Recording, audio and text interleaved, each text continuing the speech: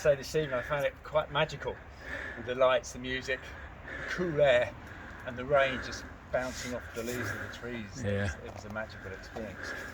But to carry on the theme of renewed, I mean, the first week we started off with recreate, and last week, as Malcolm says, it was enjoy. This week it's the third letter in renew, which is N for neighbour. Now, like Chris last week, I thought, how do I start?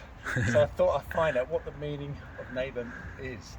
So it's an old, ancient English word, Neighbour.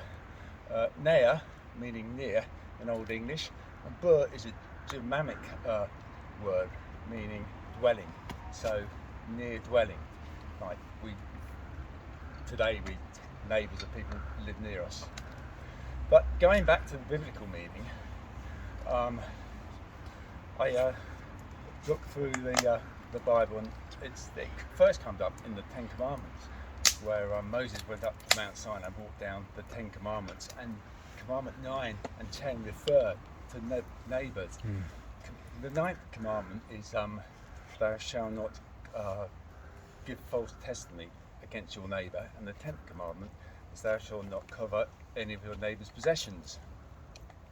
Now, so what does that mean, really? And Jesus was asked this question by a lawyer, and he replied, and he used the parable about the man going from Jerusalem to Jericho on the road, where he was robbed and beaten up badly and left on the roadside to die. Now, a priest came by and a Levite, and they both left him there and just walked on past. But later on, the Samaritan came, and he took pity on the man, and he dressed his wounds, he put him on his donkey, took him to the nearest inn, paid the innkeeper some money to look after him until he was well enough to travel again. Now, the Samaritans were hated by the Jews. So Jesus then said, well, the answer to your question is anybody, wherever they may be, is your neighbour. So if we put that into a more daily context, really, I mean, the Bible gives us the baseline, but if we bring that more into our lives, the Bible gives us a much broader and deeper and kinder meaning than we normally use it for. That's not always we're not always able to do that in our daily lives.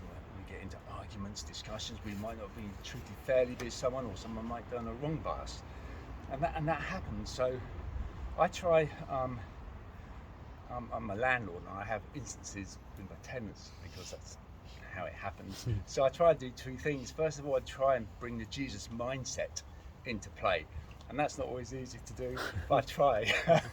And also, I also try and put myself in the place of the tenants. You know, so whatever the situation may be, they haven't paid their rent, or they can't pay, or phoned up and there's water coming out of the bathroom because one of their children have pulled the radiator off the wall, or one of them hasn't been able to get into the back door, so they've kicked the panel in. So, so rather than, I'd sort of try and bring the Good Samaritan into play here, and I always feel better for doing so. Say, forgive them for the rent they've been paid next month, or we can work out a scheme, and I go around and repair the damage that's done, and I don't charge them anything. And I reflect on that at the end of the day, and I feel so much better in myself by doing that than if I hadn't, sort of thing. So then put that into everyday lives.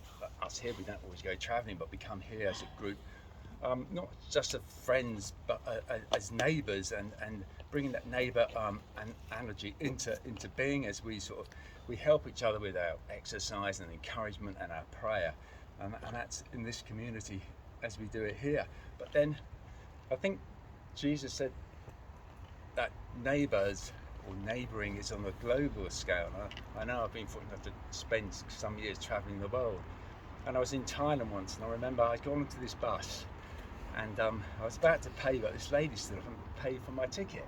It didn't cost much, but I was quite taken aback by that. It was out of the blue. It's quite unexpected, and I was really humble, and I was, I was probably more worth it than she was, and I was there in my daggy travelling gear, and so she was just showing how neighbourly and being kind and bringing the kindness into play there as being a foreign traveller in her country, and she felt obliged to pay for my ticket on the bus. I thought that was special. I always remember that, and that was some years ago now. It was, probably before a lot of your time, before you before you came into existence. But hey ho, anyway. So so on the greater scheme of things, in the biblical sense, being a neighbour is encompassing globally.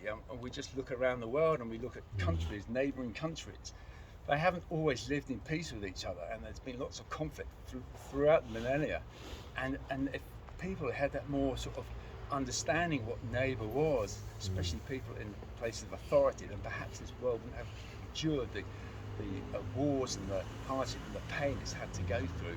So I know at the end of the day that's God's plan for everyone to take on board being neighbourly as Jesus set out in the Bible. Yeah. Thanks, Keith. Nice one, my friend. Blessings.